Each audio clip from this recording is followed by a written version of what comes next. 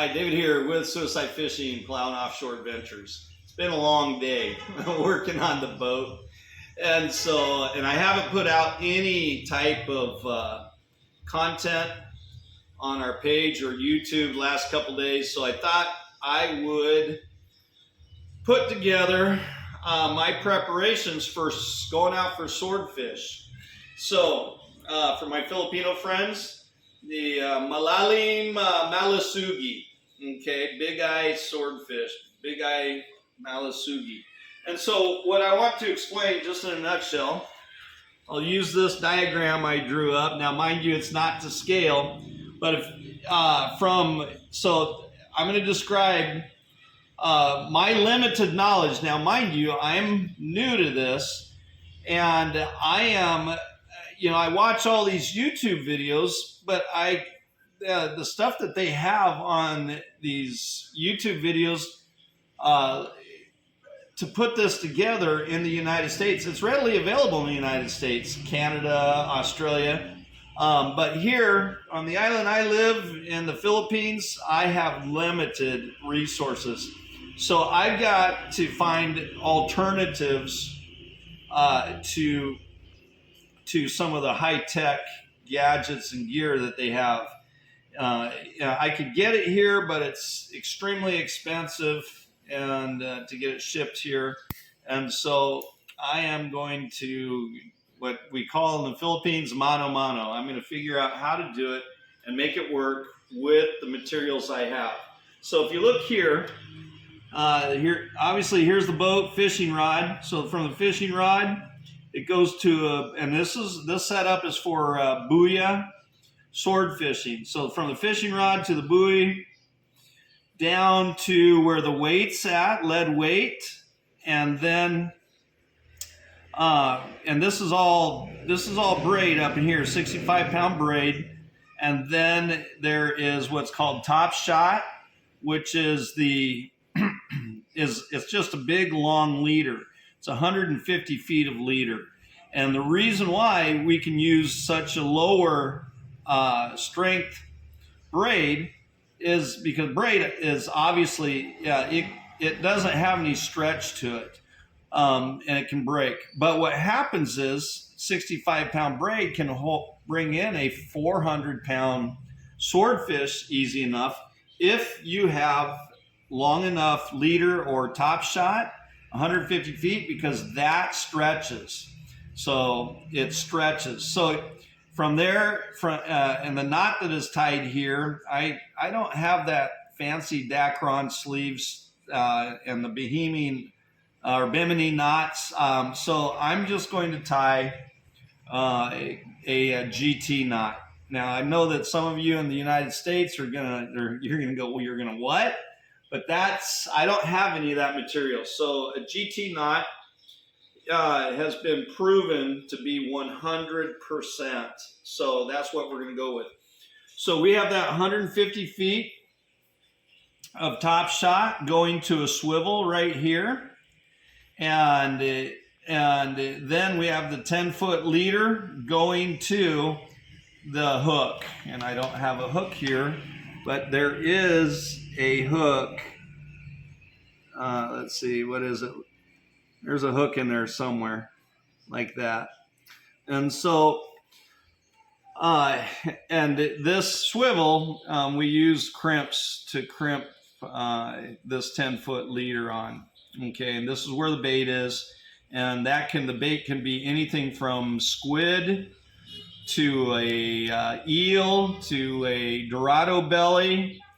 It could be an eel as well, octopus leg, a big octopus leg, and then what you do is you put a skirt around it. So we'll go over this again. So on the buoy, so I don't have a buoy yet, but what happens is when a sword will swallow this, when he realizes there's weight on it, he swims up. And when he swims up, this buoy with the flag on it, you don't have to have a flag, but it's nice to have. But what happens is, as soon as the weight comes up and it provides slack in this line, this buoy will just fall over in the water. And that tells you fish on. So it's time to start reeling. Okay, so we go down to here, and the GT knot right here. And this is what we're using, is this material. Yeah, this is 200. You want to use 200 to 250 pound top shot. This is 200 pound. This is what I could get a hold of. It's monofilament. And so from there, okay, so then you tie your, I will be tying from my braid here to my monofilament. I'll be using a GT knot, okay? And I will have on here in this area, I will actually have wax. This is wax thread. Now this, it's not very strong. They recommend 70 pound. This I just did a test on, and if you look over here, this is the scale I used. I tied this up and I put weight on it until it broke. And it broke right at 18 kilos or 36 pounds. And so this, we do know that this is 36 pounds. But I can double and triple this up to create more strength in it. And so we also use this to tie the baits. And so I'll go over that a little bit later. So now, so we have the top shot where we got the, we'll put a loop in here made out of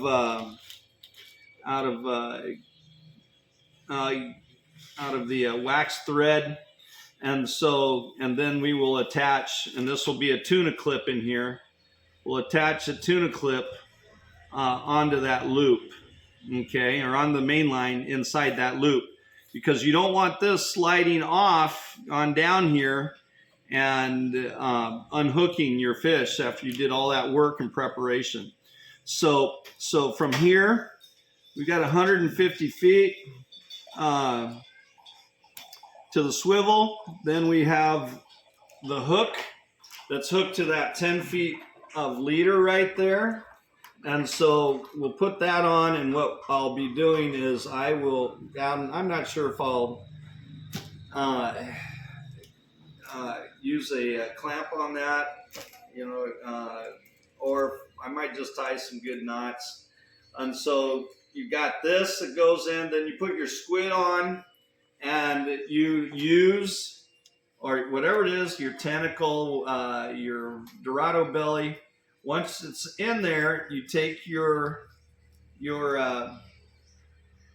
wax string and you tie that on, and you tie it loosely, but you secure it onto the hook and onto your leader, and you have your bait here.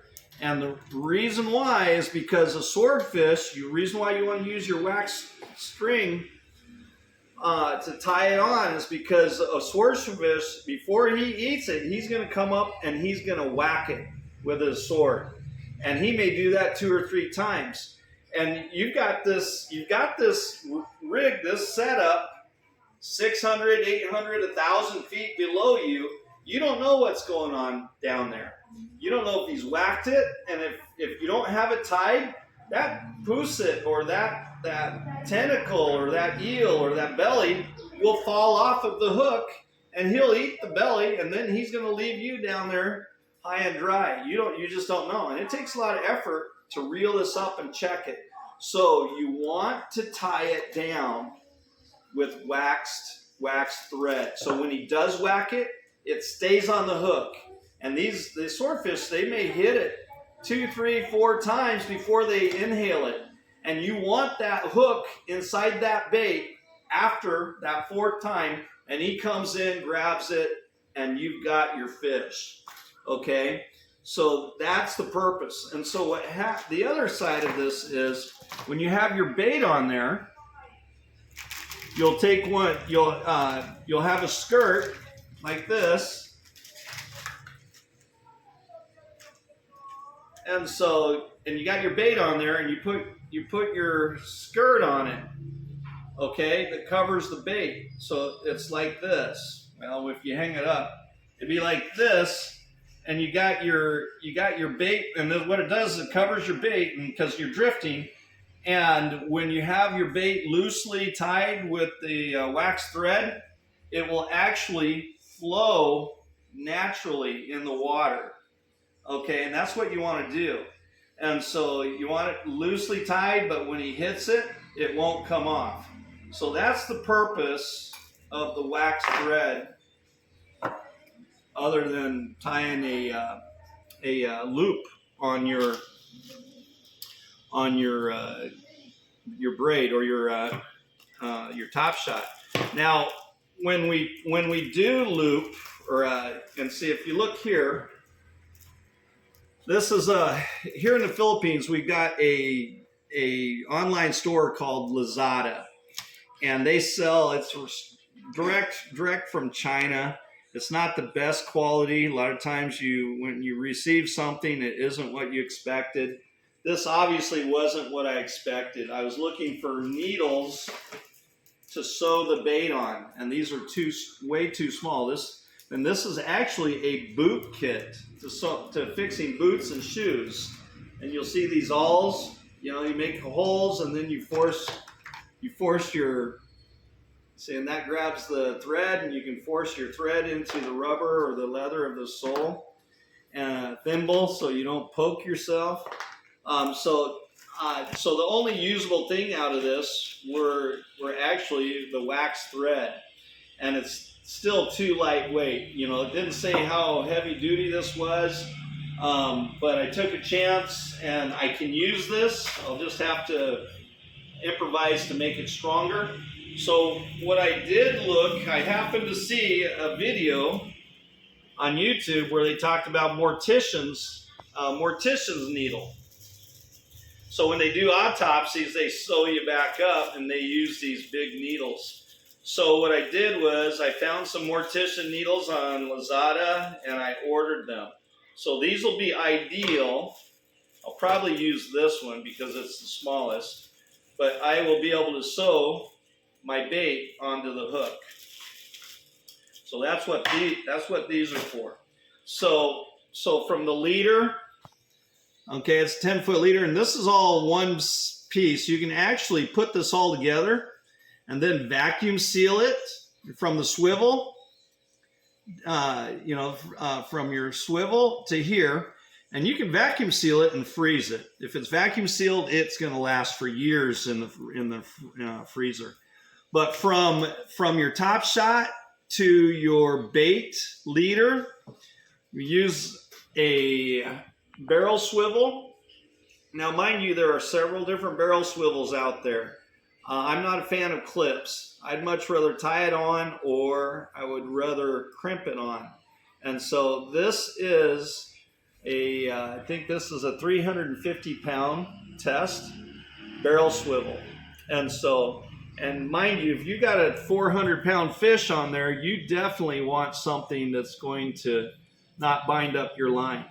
So from there, so you got your bait, your leader, 10-foot, 8-foot leader, and then your swivel, and then you have a flasher on there, and what's locally known as a pitak, okay?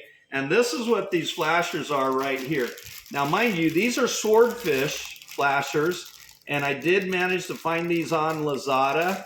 And the one thing about Lazada is the description. They have a lot of stuff, and you can describe it and use the American terms, but you won't find it. And it's quite by accident that you find these things. And so and what I've learned was I'll Google swordfish flashers, and guess what? It pops up in Swordfish Flashers Philippines, and these things will pop up out of Shopee, another Filipino online website store, or on Lazada. And I happened to find Lazada popped up with these. So these are about 85 pesos each. And so what you want to do is about 10 meters from your swivel, you will put a waxed thread loop there, or actually you can use rubber bands. You tie some rubber bands real tight on there.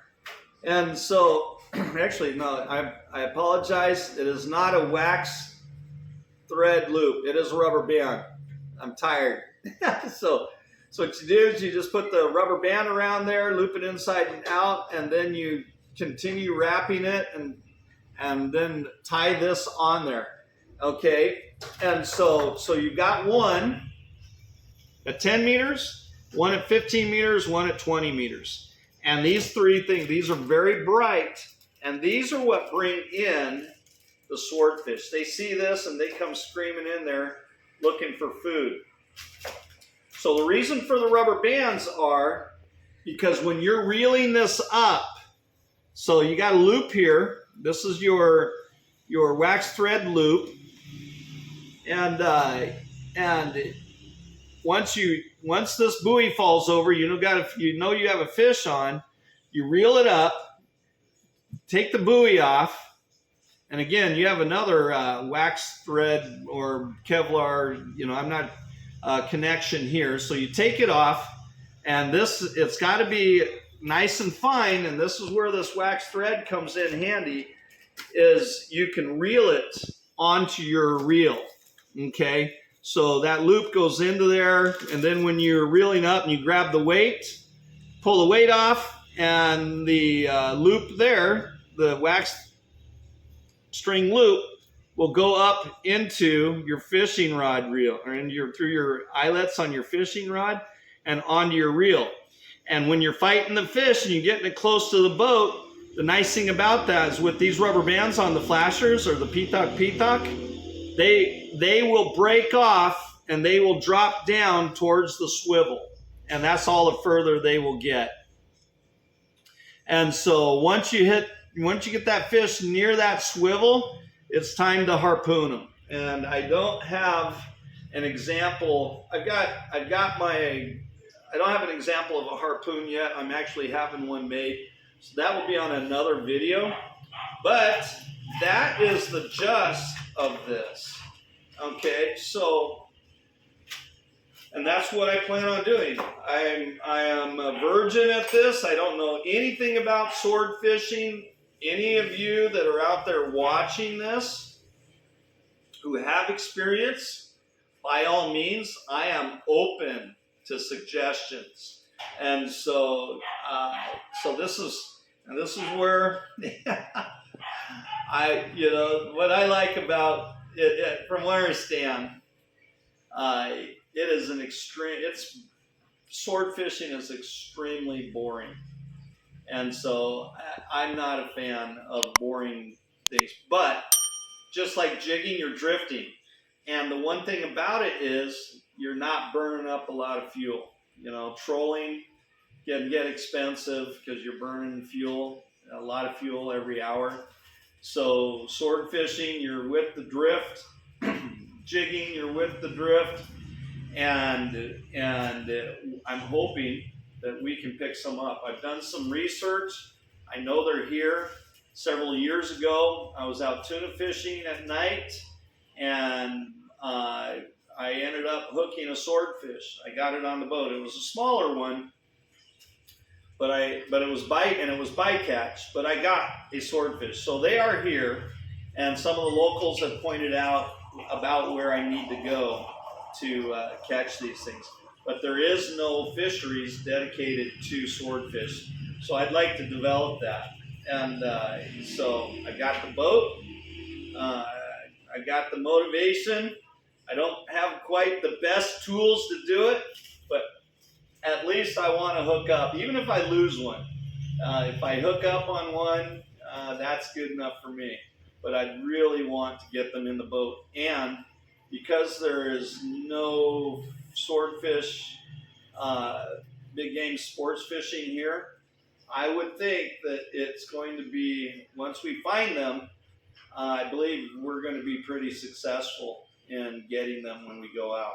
So with that being said, I could be entirely wrong on that, but I'm working on it. So this is it. This is what I'm doing. So this is David with Suicide Fishing and Plowing Offshore Adventures. Go to our YouTube and Facebook, like, share, follow, and subscribe. We need more followers. And if you do that, you will get some merch. Wait, actually, you can get some merch like this. Tactical jacket.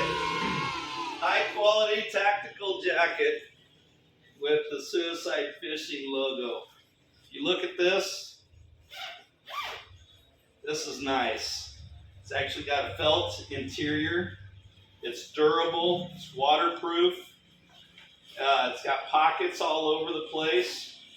It's got our, if I can get it there, it's got our Plowing Offshore Adventures, Suicide Fishing, and like I said, it's Maganda.